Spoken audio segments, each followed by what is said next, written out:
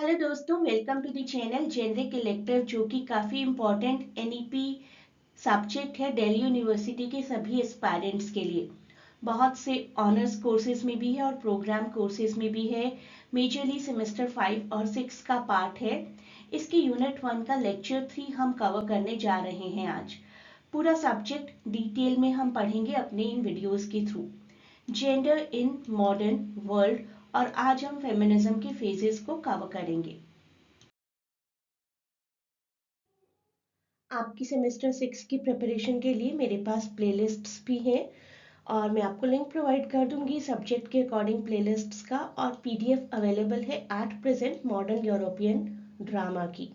आप लोग स्टार्ट कर सकते हैं। In the meanwhile you will cover it, you will be getting rest of the PDFs to.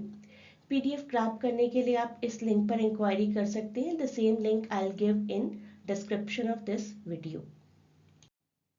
There is a dedicated channel also for all the CBCS and NEP students of English Honours Delhi University, जहाँ पर आपको exams के आसपास काफ़ी tips मिलती रहती हैं, videos के अपडेट्स मिलते रहते हैं और बहुत सी इंपॉर्टेंट इन्फॉर्मेशन जो कि आपके एग्जाम्स में काम आएंगी। तो इस ग्रुप को भी ज़रूर ज्वाइन करिए। इसका लिंक भी मैं आपको डिस्क्रिप्शन में प्रोवाइड कर दूंगी। आज की वीडियो में हम कवर करने जा रहे हैं फेजेस ऑफ फेमिनिज्म। ये वीडियो आपके अदरवाइज भी बहुत ही काम आएगा अगर आप किसी भी कॉम्पिटिटिव एग्जाम की प्रिपरेशन कर रहे हैं। फेमिनिस्ट मोमेंट में वो सभी इवेंट्स आते हैं जिनमें आज तक इक्वल राइट्स की फाइट रही है for different genders. Patriarchal structure को मोल्ड करने में, चैलेंज करने में फेमिनिस्ट मोमेंट्स का बहुत बड़ा रोल रहा है। एक प्रोफेसर रही हैं मेडिवल हिस्ट्री की, रैम्पटन, इनके बारे में भी बात करेंगे। इन्होंने 3 की फेजेस बताए हैं। ऑल्दो आजकल एक 4th फेज भी काफ़ी पॉपुलर है, लेकिन हम रैम्पटन के अकॉर्डिंग चलेंगे। First phase, second phase, third phase. Late 19 to early 20th, 1960 to 1980 and 1990s to present. तो ये है Martha Rampton, the professor in medieval history, जिनके अकॉर्डिंग हम ये फेमिनिज्म के फेजेस पढ़ रहे हैं। She has done great amount of work on gender equity at Pacific University Oregon. बहुत जरूरी है कि पूरा टॉपिक समझने के लिए आप इस टर्म को जरूर समझें। सफ्रेजेट, सफ्रेजेट मतलब होता था ऐसे किसी भी पर्सन का जो कि वोट्स फॉर वुमेन के लिए कैंपेन करता हो। It could be a male, it could be a female, anybody who fought for the right to vote in public elections in United Kingdom was called suffragette। और उसके बाद धीरे धीरे धीरे ये टर्म काफी कॉमन हो गई for all the people who have fought for the right of vote.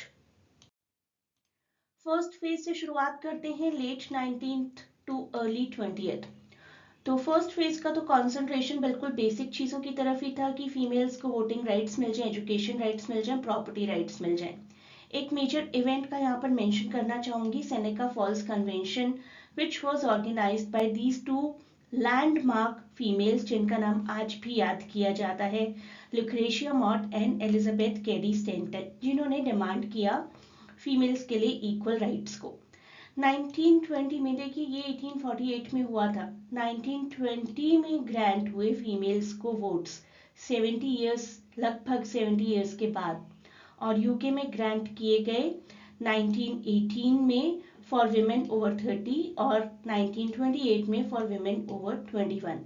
तो ये सब कुछ आप डिटेल में मेंशन कर देंगे जब भी आपके पास फेजेस से रिलेटेड कोई क्वेश्चन आएगा। जैसा कि मैं आपको यहाँ बता रही हूँ, these two landmark females, Elizabeth Stanton and Lucretia Mott. Seneca Falls convention अपने तरीके का एक फर्स्ट मोमेंट था जिसमें फीमेल राइट्स की बात की गई। It was held in 1848 in New York और प्लेस का नाम है सेनेका फॉल्स, जहाँ पर बहुत सी फीमेल्स की मीटिंग हुई and the motive was to propagate suffrage moment. इसी सफराज मोमेंट का आउटकम था कि 1920, लेकिन आउटकम कैसे कहें जब 70 इयर्स लग गए इतने छोटे से स्ट्रगल के लिए। 1920 में 19th अमेंडमेंट किया गया यूएस के लॉ का और फीमेल्स को राइट्स प्रोवाइड किए गए वोटिंग के। और यूके ने ग्रांट कर दिए voting rights for women over 30 in the year 1918 and women over 21 in 1928, you can see here. इसके बाद आया सेकेंड फेज ऑफ फेमिनिज्म, जिसका बेसिक कॉन्सेंट्रेशन था towards social and cultural issues, जैसे लेबर डिस्क्रिमिनेशन होता है, मेल फीमेल्स का freedom में कमी है, और रिप्रोडक्टिव राइट्स फीमेल्स के होने चाहिए बिकॉज फीमेल की बॉडी है जो रिप्रोड्यूस कर सकती है। सच अ लॉजिकल थिंग। बेटी फ्रीडन की एक बुक है द फेमिनिन मिस्टीक, जो कि काफी पॉपुलर हुई थी during this era, and this work is basically responsible for second phase of feminism, जिसने फीमेल्स के ट्रेडिशनल रोल को चैलेंज किया था। इक्वल पे एक्ट आया था इसी मोमेंट का आउटकम। नेशनल ऑर्गेनाइजेशन बनी थी एक फीमेल्स के लिए, इनकी बात डिटेल में करेंगे अभी। और कुछ एजुकेशनल अमेंडमेंट्स हुए थे 1972 में। देखते हैं इन सभी चीजों को डिटेल में। पहले तो फेमिनिन मिस्टीक इस किताब की ही बात करेंगे, such a beautiful lady and such a beautiful book. The feminine mystique, a book by American author Betty Friedan, जो कि सेकेंड वेव के लिए क्रेडिट की जाती है। It was published in February 1963, 1963. It was published and it became a bestseller. Over 1 million of copies इसकी initially ही cell हो गई थी। बहुत स्पार्क किया इसने सेकेंड वेव ऑफ फेमिनिज्म को। जो फोकस था वो मैंने आपको बताया ही। Female should have access to contraception and abortion. एक फीमेल को प्रॉपरली राइट होना चाहिए what she wants to do with her body. Work places में इक्वालिटी होनी चाहिए। जेंडर डिस्क्रिमिनेशन की वजह से पेज में डिस्क्रिमिनेशन नहीं होना चाहिए। जेंडर रोल्स को उन्होंने चैलेंज किया कि फीमेल्स की अपॉर्चुनिटी सोशल स्ट्रक्चर की वजह से लिमिट हो जाती हैं ऑटोमेटिकली। अगर हम यहाँ पर अचीवमेंट्स की बात करें तो they are the Equal Pay Act, National Organization for Women and Education Amendment of 1972। तो इक्वल पे की बात करते हैं। सबसे पहले equal pay of 1963। This was a landmark work basically. US labour law prohibit करता है, अकॉर्डिंग टू दिस 1963 ये माना गया कि यूएस लॉ अब से प्रोहिबिट करता है any kind of ways discrimination, ensuring that men and women performing substantially equal work in the same establishment require equal pay.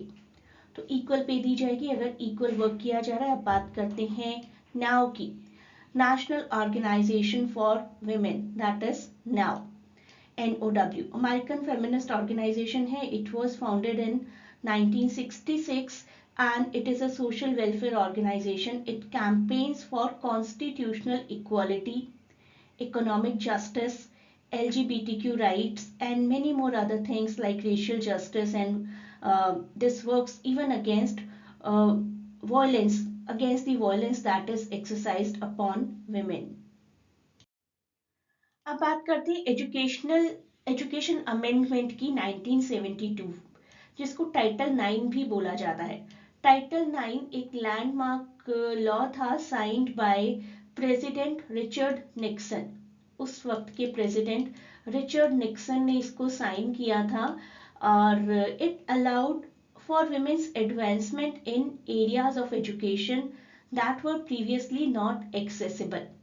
कुछ एरियाज ऑफ एजुकेशन ऐसे थे जहां पर फीमेल्स को राइट नहीं दिया जाता था। इसके बाद इक्वल एजुकेशन का राइट आ गया था, एजुकेशन अमेंडमेंट 1972। अब आएंगे अपने थर्ड फेज की तरफ, जो कि 1990 से अब तक चल रहा है। Inclusion of under privileged group यहाँ पर इंक्लूड किया गया। इंटरसेक्शनैलिटी जैसे वर्ड्स को कॉइन किया गया। हम अभी समझेंगे कि कंसेप्ट ही इंटरसेक्शनैलिटी था, which was designed by Kimberly Crenshaw 1989 में। इसको हम समझेंगे। ये वर्क या वर्ड कहता है कि किस तरीके से जेंडर, रेस, क्लास, इन सबको मिक्स करके भी ऑपरेशन किया जा सकता है। इंटरनेट एक्टिविज्म काफी बढ़ गया था during these years. Gender identity भी काफ़ी इन्हांस हो गई थी और बॉडी एक्सेप्टेंस भी आ गई थी। इन सब की भी बात करेंगे, लेकिन कुछ चैलेंजेस अभी भी बचे हैं। Gender based violence, wage gap, under representation of women in leadership roles and restrictive fertility laws, इन सभी की बात करेंगे अभी डिटेल में। पहले हम देखते हैं इंटरसेक्शनैलिटी क्या है। किम्बरली क्रेनशॉ, जो कि सिविल राइट एडवोकेट हैं, उन्होंने एग्जामिन किया कि किस तरीके से gender, race, class, sexuality, disability ये एक दूसरे के साथ ओवरलैप करते हैं। एक एग्जाम्पल मैं आपको देती हूँ, आपको शायद कलर पर्पल नाम की बुक याद आ जाए, एलिस वॉकर की। A black women facing discrimination differently than a white women और अ ब्लैक मैन, क्योंकि ब्लैक होना ही उनके लिए एक डिस्क्रिमिनेशन है। She is a black, she is discriminated from whites. और साथ ही साथ बीइंग अ फीमेल भी उनका एक ऑपरेशन होता है विद इन होम। तो डोमेस्टिक ऑपरेशन के साथ साथ सोसाइटल ऑपरेशन भी हो रहा है। तो रेस एंड जेंडर दोनों के बेस पर उनको ऑपरेस किया जा रहा है। तो ये जो आइडेंटिटीज क्रिएट होती हैं ना, कुछ लोगों को एम्पावर भी कर सकती है। उस ब्लैक मेल को एम्पावर कर सकती हैं जो कि मे बी बाहर से डिस्क्रिमिनेट होकर आ रहा है लेकिन घर में अपना पूरा गुस्सा निकाल पा रहा है। तो उस ब्लैक मेल की पावर अलग है, उस ब्लैक फीमेल की पावर अलग है।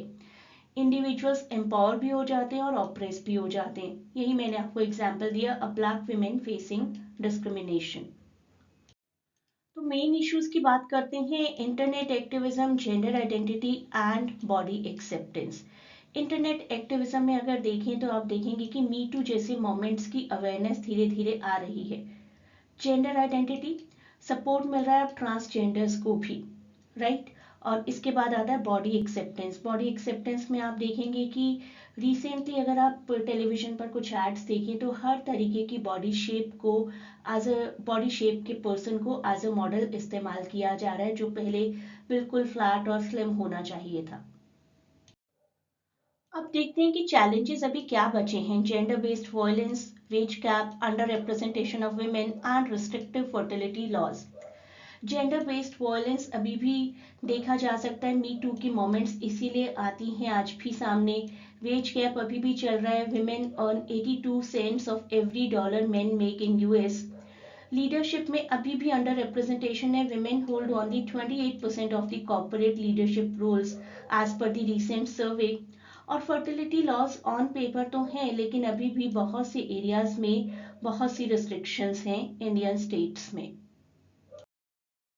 आज की वीडियो के लिए इतना ही, और फर्दर वीडियोस में और ज्यादा जानेंगे जेंडर मोमेंट्स के बारे में।